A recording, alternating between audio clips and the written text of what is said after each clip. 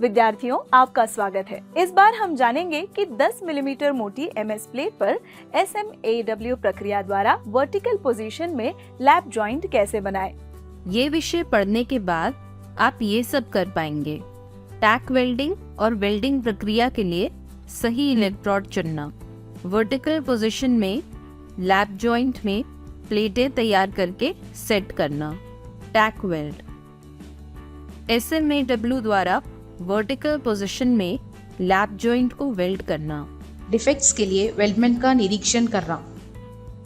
आइए अब देखते हैं कि 10 मिलीमीटर मोटी एमएस प्लेट पर SMAW प्रक्रिया द्वारा हॉरिजॉन्टल पोजीशन में लैप जॉइंट बनाने के लिए कौन कौन से उपकरण चाहिए। Steel rule, scriber, prick punch, ball peen hammer, flat file, bench vice, try square, tongs, chipping hammer, steel wire brush, electrode cable और earth cable, electrode holder, electrode, personal safety equipment. SMAW welding plant machineries, C clamp. अब देखते हैं कि 10 millimetre मोटी MS plate पर SMAW प्रक्रिया द्वारा vertical position में प्री वेल्डिंग से लैप जॉइंट बनाने के लिए क्या क्या तैयारियां करनी होती हैं। दो 10 मिलीमीटर मोटी एमएस प्लेट्स को 150 मिलीमीटर लंबाई और 50 मिलीमीटर चौड़ाई में काटें। किनारों को फाइल करें और साफ करें।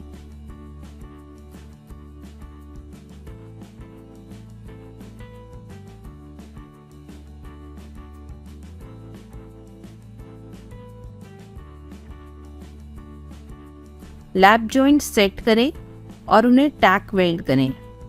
लैपिंग की दूरी 25 मिलीमीटर होनी चाहिए ताकि टैकिंग के बाद उनके बीच कोई गैप न हो।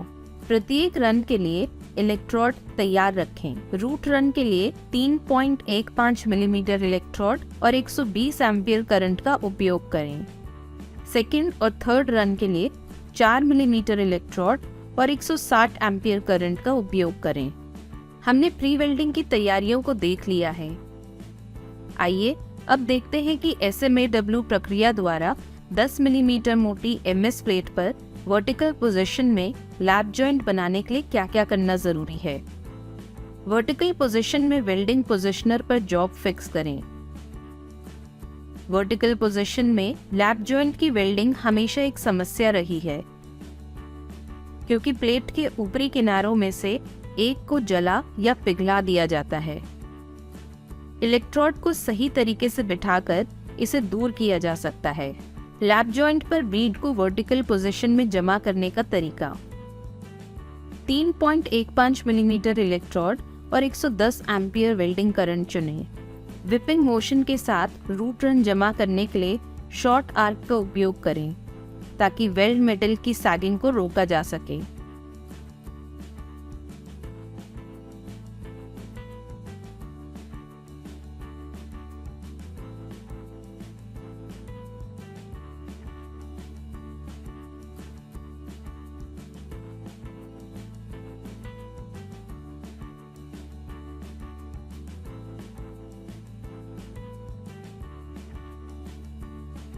एक चिपिंग हैमर से डीस्लैग करें और जॉइंट और बीड को वायर ब्रश से अच्छी तरह से साफ करें, विशेष रूप से वेल्ड के टो पर।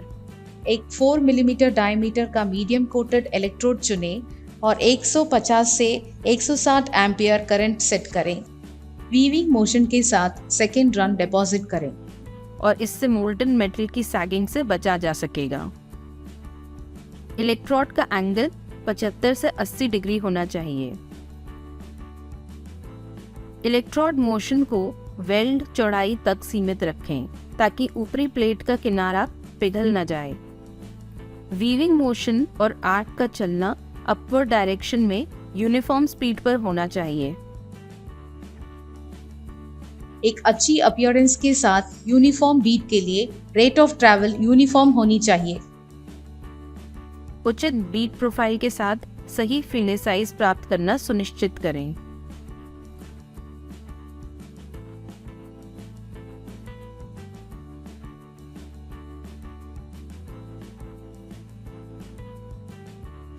वायर ब्रश से जोड़ को साफ करें। और किसी एक्सटर्नल डिफेक्ट के लिए निरीक्षण करें। वर्टिकल पोजीशन से जॉब हटाएं।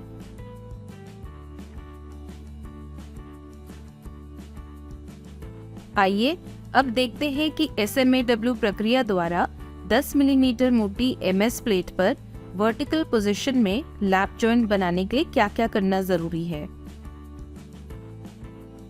प्रोटेक्टिव क्लोथिंग पहनें। वेल्ड को हमेशा टोंग से पकड़ें। शॉर्ट आर्क लेंथ बनाए रखें।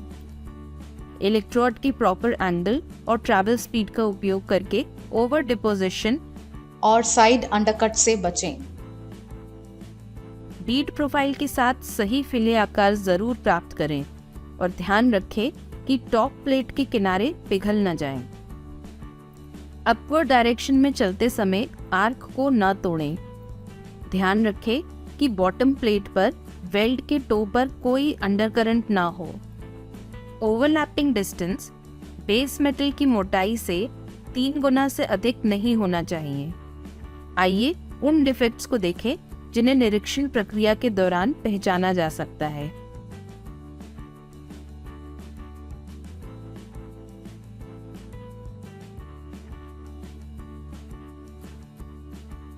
Solid inclusion,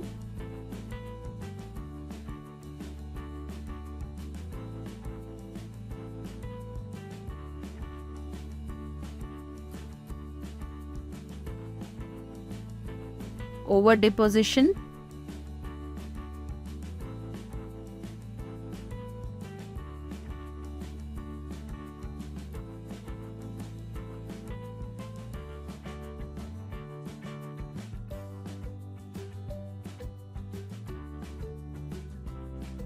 undercut.